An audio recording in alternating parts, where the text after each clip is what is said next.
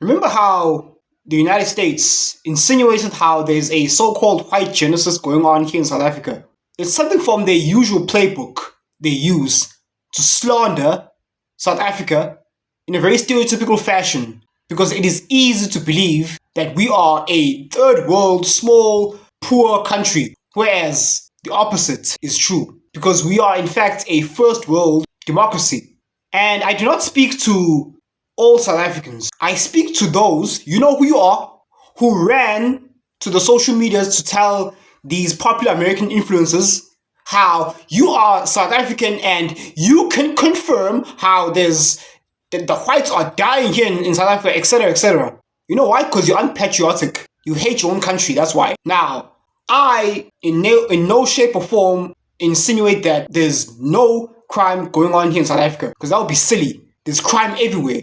Americans would swear up and down how Africa is so dangerous. But meanwhile, take a look at this video right here. It appears a protester fired some kind of gun at federal agents. This happened this afternoon. It was a really chaotic scene at the time. A lot of smoke was being launched at the protesters. And again, it appears a protester fired back with that weapon. It looks like he fired at least a couple of times. We have not heard about any agents being hurt.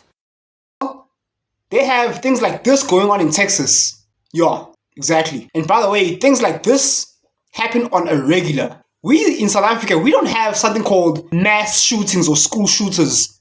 These involuntary celibates, these insults, shooting up schools. We've never assassinated our presidents, as much as we despise them, because we are a civilized bunch, unlike these Americans. Like I said, things like this happen on a regular basis. To those 59 South Africans who fled, what do they say now? How foolish do they look now?